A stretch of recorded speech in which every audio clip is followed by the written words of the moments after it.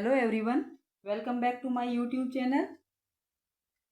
आज हम English grammar का एक बहुत इम्पोर्टेंट टॉपिक पढ़ने वाले हैं, पर्सनल प्रोनाउंस पार्ट 2।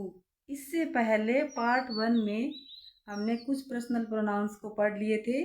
इसमें से इट है वो छूट गया था, पहले नहीं पढ़ा था, टाइम पूरा हो गया था, वीडियो लंबा बन रहा था, इसलिए मैंने इट को यहाँ पे लिखा है। तो इट को हम आज यहाँ पढ़ेंगे।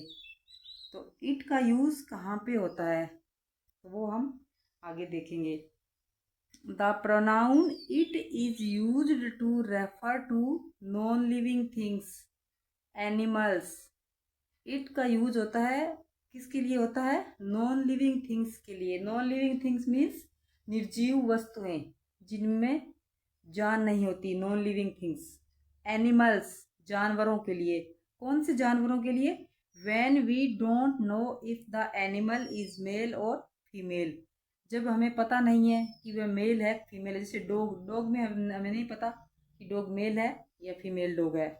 तो नॉन लिविंग थिंग्स के लिए, एनिमल्स के लिए, और and refer to a child, और बच्चे के लिए, बच्चों के लिए। कौन से बच्चों के लिए? when the gender of child is not known, बच्चे के लिए कि चाइल्ड बच्चा है, बच्चा कौन है? ही है, शी है, हमें उसका पता नहीं है कि वह लड़की है या लड़का। तो चाइल्ड के लिए हम इट यूज़ करेंगे। तो इट का यूज़ किन किन के लिए होगा? Non living things, animals and child के लिए इट का यूज़ करेंगे। ठीक है, अभी आगे एग्जाम्पल में देखिए। एग्जाम्पल्स में देखिए, I have painted A poster dash is about harmful effects of pollution. तो मेरे पास एक पेंट किया हुआ पोस्टर है। तो यहाँ पे बात किसकी हो रही है? यहाँ पे बात पोस्टर की हो रही है। I have painted A poster, मतलब पोस्टर की बात की कर रहे हैं। तो पोस्टर क्या है? एक नॉन लिविंग थिंग है, कोई थिंग है। ठीक है ना? तो इसके लिए हम यहाँ पे यूज करेंगे it. It is about harmful effects of pollution. तो ये एक नॉन लिविंग थिंग है, इसके लिए हम यहाँ पे इट का यूज करेंगे। नेक्स्ट देखिए 2 नंबर, the cat is on the roof looks very comfortable. तो यहाँ पे कैट के लिए, कैट क्या है? एनिमल है, जानवर है, और हमें नहीं पता कि मेल कैट है फीमेल कैट है, और जानवर है, तो जानवर के लिए यहाँ पे हम इट यूज करेंगे। The cat is on the roof it looks very comfortable. तो यहाँ पे भी इट आएगा। यहाँ पे ये किसके लिए बोल रहे हैं कि वो बहुत कंफर्टेबल फील कर रही है, तो कैट के लिए बोल रहे हैं ये, तो यहाँ पे इट आएगा।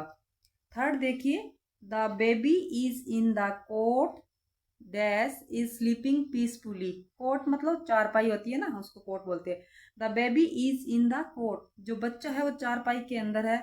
और यहाँ पे ये कोट वो भी हो सकता है, पहनने वाला भी। The baby is in the cot is sleeping peacefully, तो यहाँ पे आएगा इट।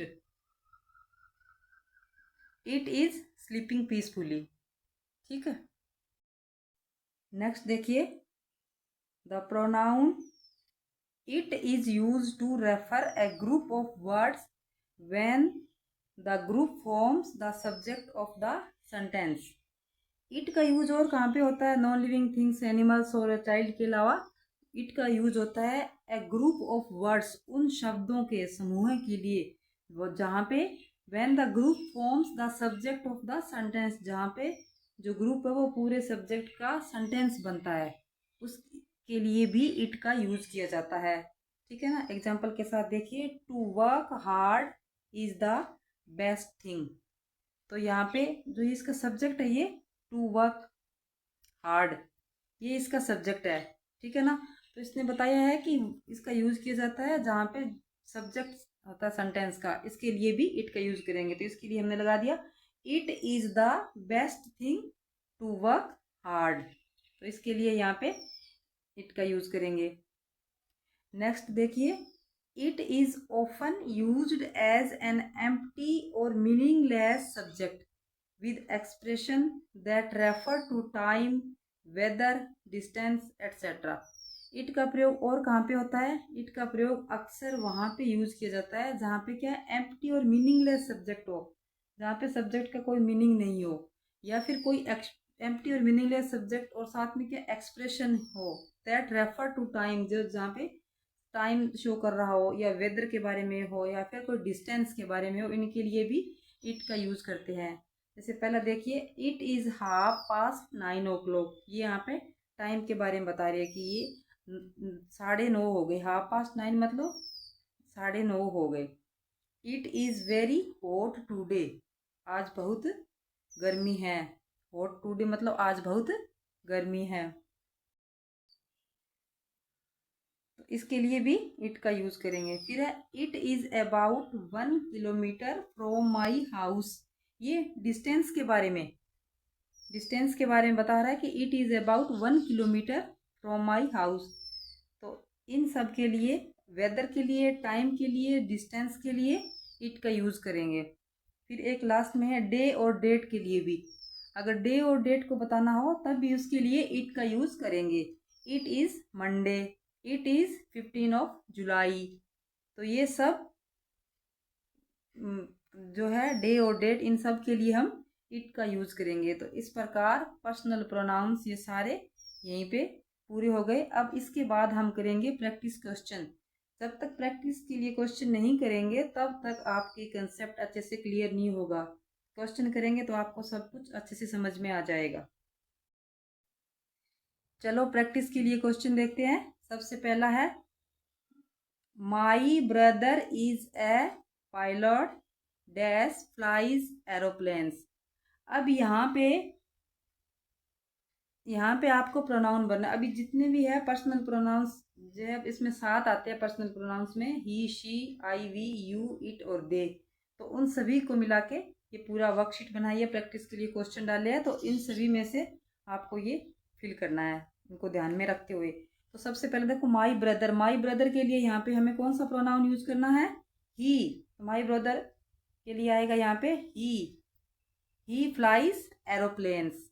नेक्स्ट है, Radha and I R classmates dash study together. अब यहाँ पे 2 व्यक्तियों की बात हो रही है, एक राधा की और एक आई, मतलब मेरी खुद की। राधा और मैं क्लासमेट है, साथ में पढ़ने वाली है, तो वे क्या है, यहाँ पे प्लूरल आ रहा है, एक से ज़्यादा है तो प्लूरल में होगा, तो कौन सा होएगा? वी स्टडी टुगेदर, हम साथ में पढ़ते हैं। तो यहाँ पे इसके लिए आएगा वी। फिर नेक्स्ट है, the baby is crying because dash is hungry. तो बेबी के लिए कौन सा प्रोनाउन यूज होगा? It pronoun, because it is hungry. Next है, the keys are on the table dash are mine. अब यहाँ पे कीज एक होता तो की होता, अब कीज आया मतलब बहुत सारी चाबियां हैं। ऑन द टेबल, तो ये क्या है? थिंग है। अगर सिंगुलर होता तब तो इसके लिए हम इट लगाते, अब ये प्लूरल है तो इसके लिए यहाँ पे क्या आएगा? They are mine. तो यहाँ पे आएगा दे आर माइन। नेक्स्ट है, this is my new phone dash has a great camera. यहाँ पे किसके लिए बोल रही है कि इसमें कैमरा है? ये यहाँ पे फोन के लिए बता रहे हैं कि this is my new phone, और फोन क्या है? एक थिंग है। तो थिंग के लिए कौन सा प्रोनाउन यूज करेंगे? It pronoun. तो यहाँ पे आएगा it has a great camera. Next देखिए 6 number, I have finished my homework full stop आ गया, कैन डैश चेक इट। तो यहाँ पे बताया कि मैं अपना होमवर्क है वो फिनिश कर चुकी हूँ। कैन यू चेक इट, क्या आपने इसको चेक किया? तो यहाँ पे यू आएगा, हम सामने वाले से बोल रहे हैं क्या आपने इसको चेक किया। फिर नेक्स्ट देखिए, my parents are teachers. Parents में मतलब मम्मी पापा दोनों आ गए, तो मेरे पेरेंट्स है, मम्मी पापा, वो क्या है? टीचर्स है। Work in the same school, तो इनके लिए कौन सा प्लूरल है?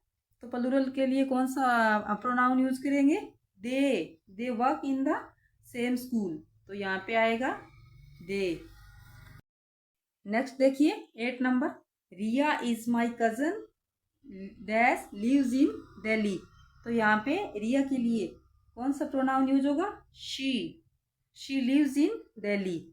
Next correct the mistakes. अब ये दो सेंटेंस ऐसे दिए हैं, इनमें कुछ मिस्टेक्स है, आपको इनको सही करना है। जो मिस्टेक्स दिए मिस्टेक्स को ठीक करना है, क्या मिस्टेक्स है उनको ठीक करके लिखना है।